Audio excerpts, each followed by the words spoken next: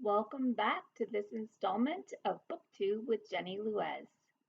For those who have subscribed, thank you so much. It's fun to watch an audience grow. So thank you for being here.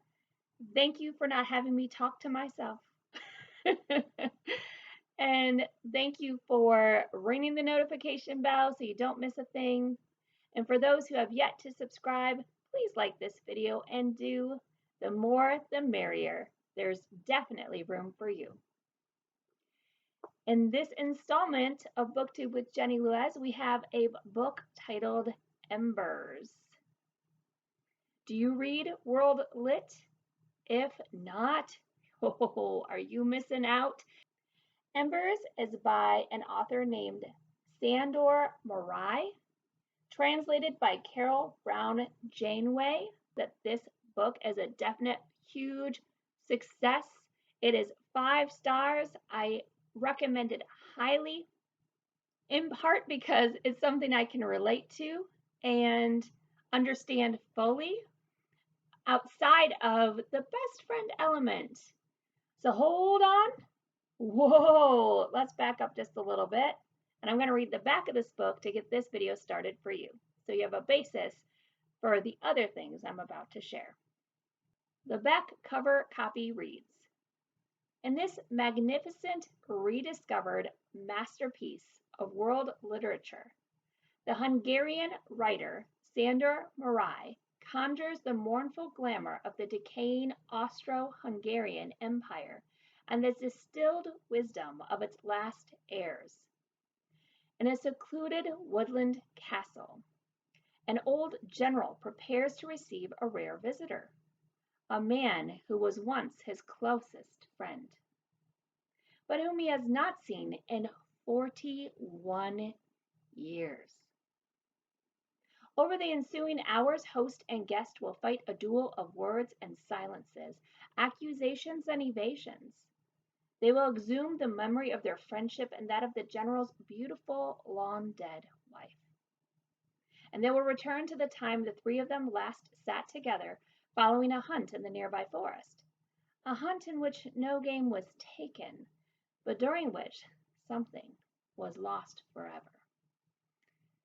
So Embers, as it turns out, is a book about friendship, lies, betrayal, shame, truth, acceptance, and a moving on, even though nothing can ever be the same.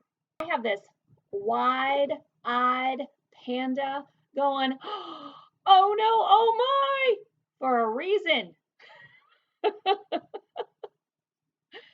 This book is full of surprises, shock, not awe, but definitely a lot of shock. And it's the aspects of friendship and betrayal that I can relate to.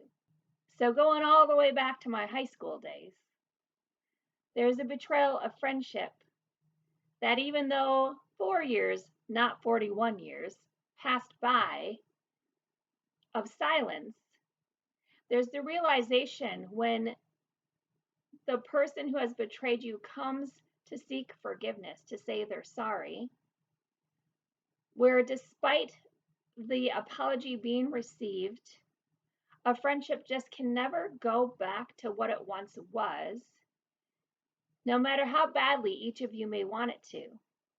There's a baseline of love for each other, but trust has been lost, the hurt has run deep, and the shame of the other has run deep too.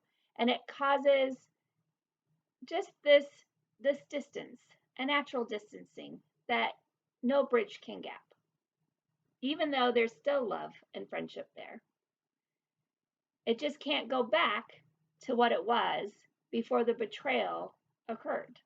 I have also lived through betrayal within a marriage where I was married to someone who then ended up being with someone else, and I didn't find out about it until going through the divorce proceeding, that my husband wasn't just leaving me, but he was actually leaving me for someone else.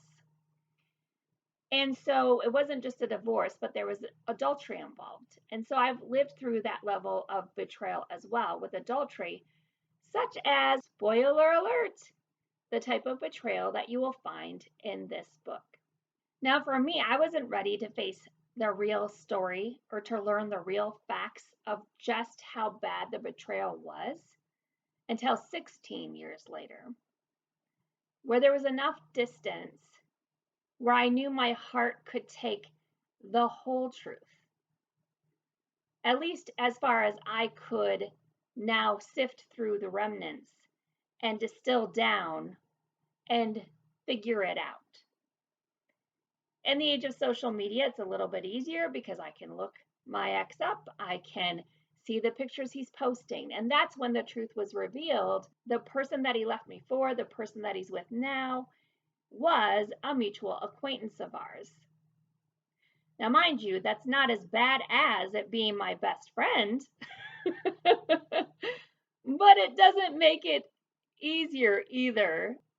For Embers, the person betrayed the general had 41 years of waiting, 41 years of thinking on it, pondering, looking over the course of history, looking over the moments that led up to where everything changed, where this hunt that changed the game had come into play. And he had 41 years to come to terms and to unearth the truth. And yes, there's no age of social media, so it was harder to do. But his wife had a diary, and his wife was honest, and bluntly so. And he loved his wife, and he loved his best friend. But his wife and his best friend had more similar backgrounds as far as coming from poverty, from coming from a place where they had to scrabble and try harder than the general who came from a place of wealth. And so it's that difference of background that the general's wife had in common with the general's best friend, Conrad, where there's this bond, this already friendship bond that Conrad and the general's wife had, that you learn as a reader as you go through the pages of the book. And when you fully take into account the backgrounds of the two best friends and the unlikeliness of it, and yet somehow it works, how the father's acceptance of the general's best friend just kind of overshadows things, blinds somebody's eyes from seeing the whole truth. So there's this blind acceptance of the general for his friend Conrad that fails to see the bigger picture because he's young. And as he ages, as he gets older, he can play back some of the things his father voiced, see the friendship for what it is, and to understand certain things his father said and the truth and the meaning now fully behind them because he's older, wiser, and can just have a deeper level of understanding. Unfortunately, again, spoiler alert, with the betrayal between the friend and the general's wife, it is shocking and it is horrible and it is heart-rending.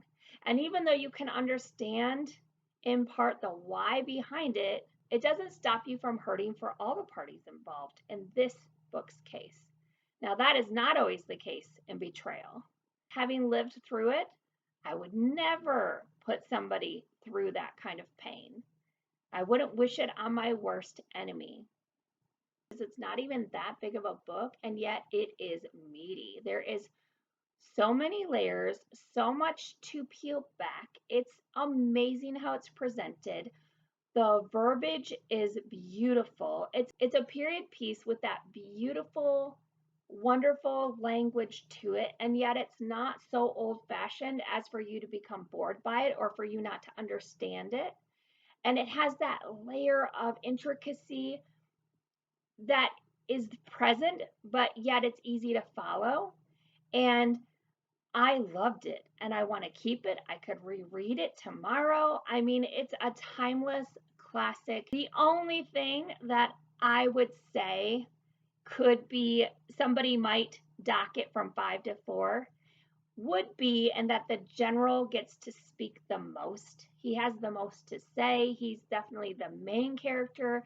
And I wish that Conrad, when they're sitting around the fire, when they're reminiscing, when they're talking, when the truth is spilling forth and coming out, and all the things that need to be recounted and laid bare are finally being presented there. I just wish that the general will learn to be quiet and to let the silence stand so that Conrad would be forced, in a sense, to breach that silence to speak more. Because I feel like the general misses out on some pieces of the truth that his now dead wife cannot fill in the blanks. And it's up to Conrad to do that. And even though you, as a reader, know the truth, even though you can fill in the blanks, even though you wish you could read the diary of the wife and that you wish her words could speak into this a little bit, even if you wish Conrad would just spill the beans, just give me the last little pieces. That doesn't happen. And so those are those things where even though I know the answer, sometimes I don't want my mind to be the one to fill it in. Sometimes I want it to be recounted and for me to know verbatim and for there not to be any questions left. Of course, I suppose if you don't have any questions left, then the mystery, the pull of the book is lessened too. So for dramatic effect, I suppose it's written the way it's written. But man, I just wish I could sit by that fire and interrupt the general for a moment and say, just let Conrad speak. And I just wish that either Conrad had helped cut to the chase or that the general again had just sat silently for a little bit longer so that Conrad too put in a couple of the puzzle pieces. And it wasn't just all the generals having had 41 years to contemplate and weave the story together and then present it to us as he presented it to Conrad the night they finally were together again. It's sad and yet it's satisfying. And I'm glad for the general that at least he still had the love of his nurse, who was kind of like his mother, who is, a decade plus older than him, that at least with her, he experienced love. Because the love of a wife who ends up cheating, you're cheated out of true love, right? Like you've tasted passion. And for the general, he really loved her, but you don't have that mutual, circular, never ending love.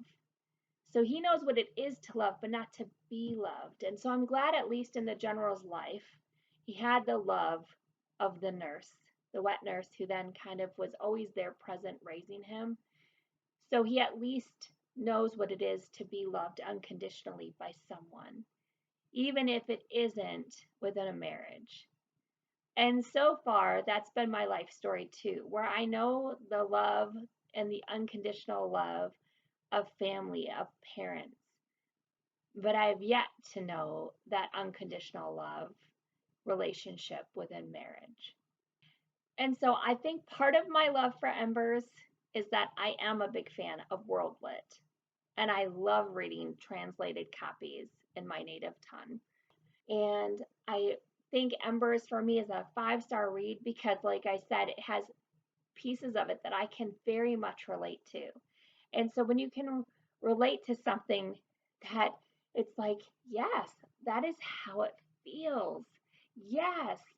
Now, all these years later, after what I lived through earlier in my life in my 20s with my first marriage, I can relate to it in the sense of it's no longer a palpable pain, but it's something that doesn't go away all the same.